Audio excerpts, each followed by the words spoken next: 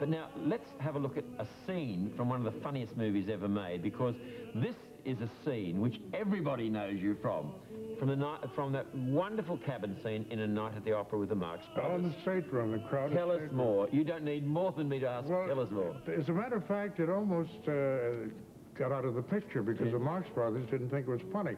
We tried it out on the stage before we shot the picture, and they clocked laughs and everything.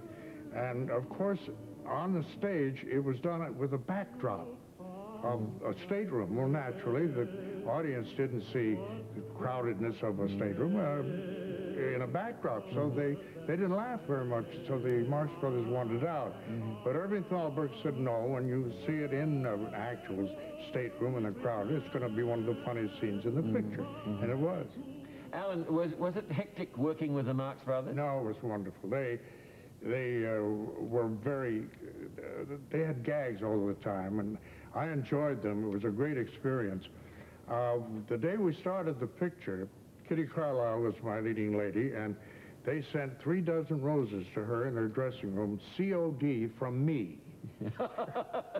And then we're sitting around talking in between shots, and we're talking about dogs, and I said, it reminds me that when I have a day off, I have to go out and buy my daughter a Cocker Spaniel. When I got home that night, there was a Great Dane tied to my door.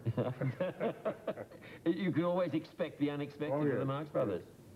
There were 2 great songs that you had, apart from the opera, 2 great songs, Alone and Così Cosà. They were both written for you to sing in Night at the Opera, were they not? Well, Così Cosà was, Jurman, Capra and Jurman wrote it, and I brought it to me, and I sang it for Harry Rapp, the producer, and he put it in.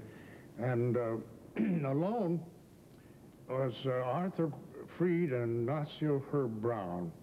Arthur Freed finally became a big producer on the lot, as you know. One of the best producers ever. And they knew that I needed a love song, and they dug in their trunk and came up with this song they'd written years prior to that.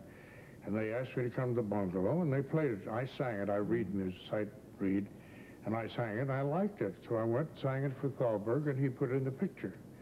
And then the Marx Brothers didn't like it, and they wanted it out, but I pled with Irving to leave it in, and it became #1 on the Lucky Strike hit parade for 17 consecutive weeks.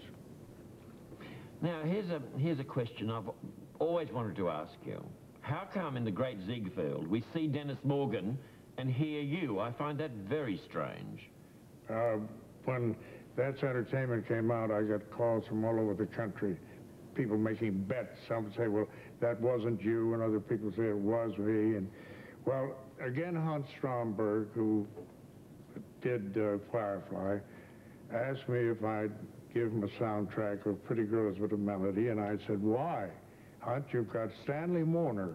His name was Stanley Mourner then, who was a contract player, and he's going to be photographed, and he's a baritone. He's got a lovely voice. Why you want my voice coming out of his throat? And he said, well, John Steele was Ziegfeld's tenor, and he did all the follies, so he wanted to be authentic and have him a tenor. Why, I don't know.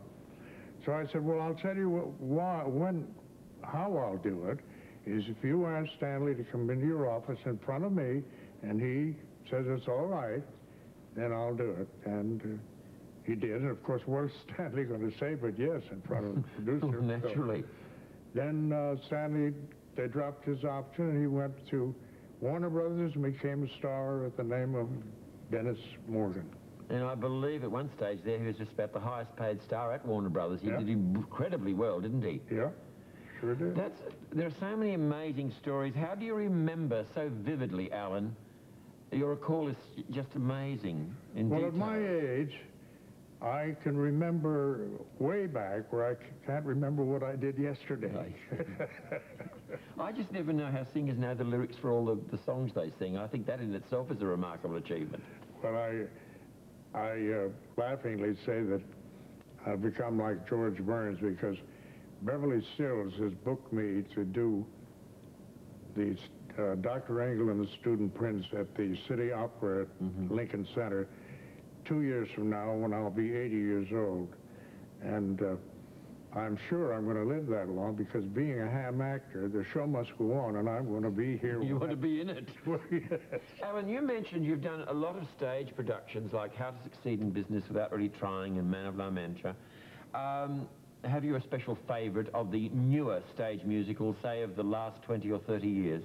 Well, my favorite is Man of La Mancha, Don Quixote and Cervantes. And I won the Straw Hat Award for Best Actor in that, which incidentally was presented to me by Cary Grant. Cary Grant, when I played the Muni Opera, which I played for 3 summer seasons, and in 1932 when I went there was a chap who played second leads to my lead in the name of Archie Leach, and that was Cary Grant. And Cary and I, he moved in with me when I was in Hollywood. After he left his first wife, he had no, Beverly, I've forgotten her name. Barbara Hutton? No, his first one. Before then? Yeah, and I know her name and I can't think of it right now. So he came at 1 o'clock in the morning. I had this big Spanish house when I first got there, and overlooking Schwab's drugstore, and had no servants. And 1 o'clock in the morning, my doorbell rang, and I used to go to Cary's and have dinner occasionally, and he had wonderful black servants, man and wife. And so he rang my doorbell, and I opened the door, and there he is with his bags, and he had a black eye and a cut over on his cheek, and he said, I've had it with that woman, and I move in until I find a place to live. And I thought quickly, and I said, yes, on one condition, that you bring Morgan and Vesta, who was this black couple. So he brought them, and he stayed with me about 3 months, I guess, till he found a place. When he left, I kept Morgan and Vesta by paying him more money, and I see. Had them for 10 years. They were wonderful. And this was in the 1930s? Yeah. Alan, there are a couple 1935. there are a couple of movies that I think could generate some interesting stories. One of them is Everybody Sing, in which you appeared not only with Judy Garland, but Fanny Bryce as well. That must have been quite an experience. That was it was wonderful working with Judy. She was such a sweet, lovable child. She was only 14 years old. And what a talent. And Fanny was marvelous. I knew Fanny Bryce in New York. And she's a great character. But Judy was very new in pictures, and I taught her what to expect from some leading men, how they'd turn her to try to get the advantage in the camera, and taught her the dirty tricks that they used. And she never forgot it. As years went by, every time I saw her, she'd run and throw her arms around me. And after a period of years, she was mature, a bit mature. As I had party with my wife at Meredith Wilson's, and she ran in and threw her arms around me. And when she walked away, my wife said, don't you think she's getting a little too old for that? That's a lovely shot on the poster of Everybody Sing here, Alan. You between Fanny Bryce and Judy Garland.